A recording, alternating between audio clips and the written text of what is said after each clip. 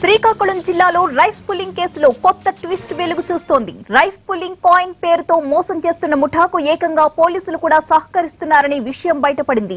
Gang కు సహకరించిన SI Ramakrishna, constable శ్రీనును arrest చేశారు పోలీసులు. దీనిపై మరింత సమాచారం మా ప్రతినిధి శ్రీను అందిస్తారు. శ్రీను, చెప్పండి, ఏకంగా పోలీసులు కూడా సహకరించడం మీద ఉన్నతాధికారులు ఏమంటున్నారు?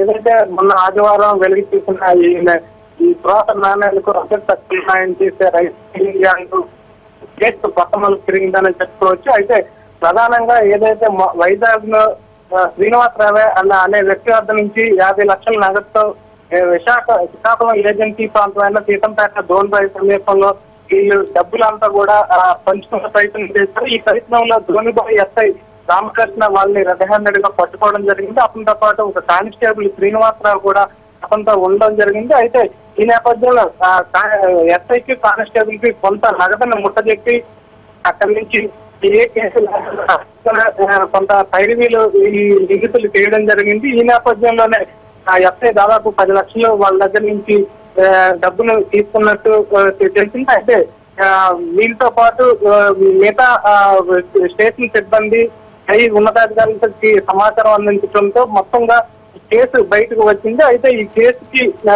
బయటకు రానివ్వకుండా కొంతమేర కానిస్టేబుల్ అదేవిధంగా ఎస్ఐ రామకృష్ణ కూడా నిందితులకి హెల్ప్ చేశారు. ఇలా హెల్ప్ చేసిన నేపథ్యంలో వారి దగ్గర నుంచి దాదాపు ఒక 10 లక్షల వరకు నగదును కూడా తీసుకున్నారని చెప్పేసి వార్తలు వచ్చిన నేపథ్యంలో వారిపై కూడా చర్యలు తీసుకోవడానికి జిల్లా ఎస్పీ బ్రహ్మారెడ్డి ఆదేశించారు. ఈ మేరకు పాలకొండ డిఎస్పీ రాజనారాయణ నేరుగా ధోనిబాయి వెళ్లి ఆ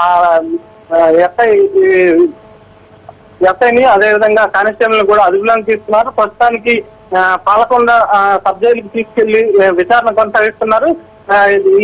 ఈ ఇద్దరే ఉన్నారా స్టేషన్ సంబంధించి, మిగతా ఇంకెవరైనా ఈ రైస్ పుల్లింగ్ గ్యాంగ్ లో ఇన్వాల్వ్ అయ్యి ఉన్నారనే దాని కోణంలో కూడా విచారణ చేస్తున్నారు. Right, thank you Srinu.